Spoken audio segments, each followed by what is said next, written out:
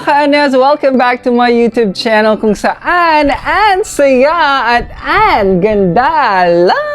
Naku, na-miss nyo ba ako? Kasi ako na-miss ko kayo. Kaya naman naisipan ko magparamdam sa inyo at syempre pag-usapan ng isa sa mga love ko ang makeup. At ngayon nga ay mag-unbox tayo ng aking favorite na foundation kasi may mga friends ako or may mga nagtatanong sa akin kung ano nga ba yung foundation na ginagamit ko. Kagaya nito, ting!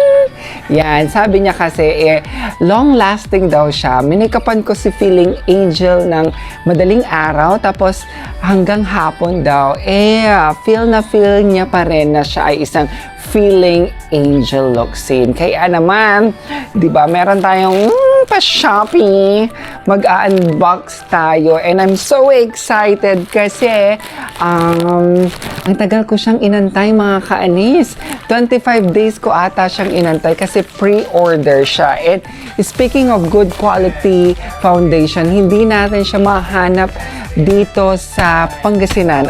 Sa aking pananaw ha, hindi natin siya makikita sa mga drugstore kasi dapat ang bilhin ninyo is professional makeup foundation, hindi yung mga drugstore makeup foundation. Ganon. Okay. Kaya naman mga ka-Anes, we're so blessed kasi uso na ngayon ang online shopping and of course very common dyan ang Shopee.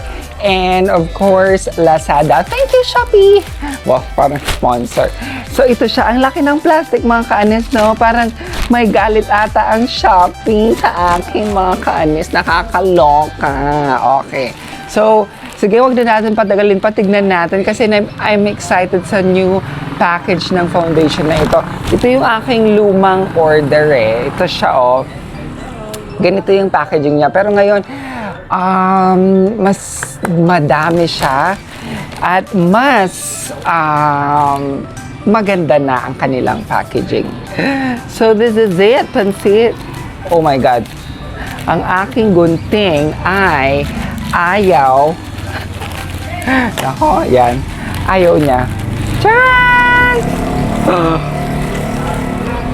Siyempre, may wrapper para para secured.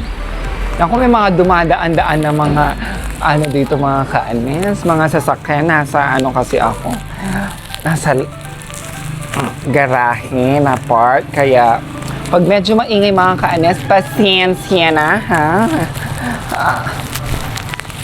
So, pag curious kayo kung magkano ba itong foundation na ito, medyo pricey siya pero matagal naman siyang gamitin. Lalo na pag ikaw ay isang makeup artist na kagaya ko, this is very advisable for you kasi ang dami na niyang shades and at the same time, hindi ka talaga mapapahiya pag ito yung ginamit mo.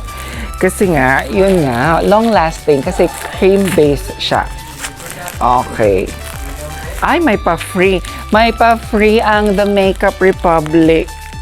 Thank you so much. Charan! Chun-chun-chun-chun! Ayan na siya. Ay, may pa-ribbon. Sige, itry muna natin isuot. Thank you.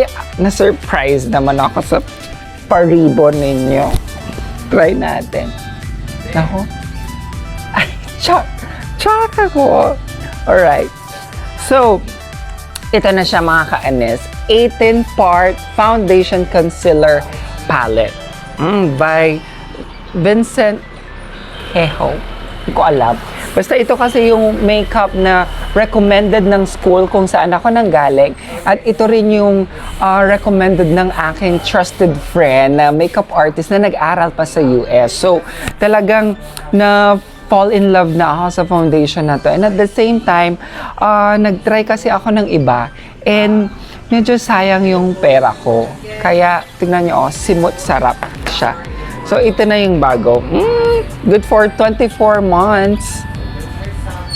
So, buksan natin. And gluten-free siya. Made in USA. So, I chose the K11 palette. May mga different shades siya. I chose this kasi pwede siya sa olive undertone. Kung ano ba yung mga yan at kung gusto mong matutunan ng mga techniques kung paano mag-makeup sa yung face. Personally, we have our one-on-one makeup tutorial, baka gusto niyo mag-avail, i-PM nyo lang ako or mag-comment lang kayo dyan sa baba at murang-mura lang siya mga ka-Anes.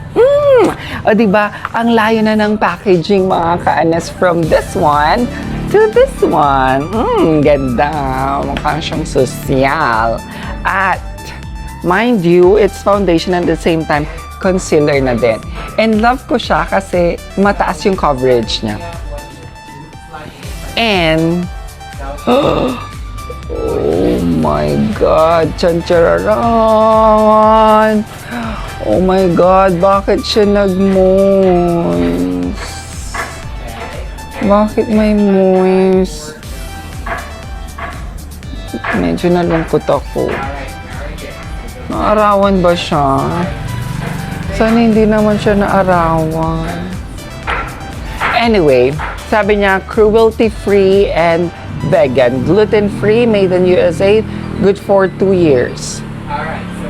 Yan. So, may salamin ka. Tignan niyo mga ka-Anes, ang dami ng color. Hindi na ako mahihirapan magtimpla as compared to this one na 6 lang. So, kung makipapansin nyo, yung 3 ubos na. So, sa mga curious kung magkano ko siya nabili, this one, nakuha ko siya ng medyo sale. Medyo pricey, gaya ng sinabi ko. It's 6,050 pesos. Okay? At nag-antay ako ng 25 days para dumating. Pero ngayon, medyo mahal siya.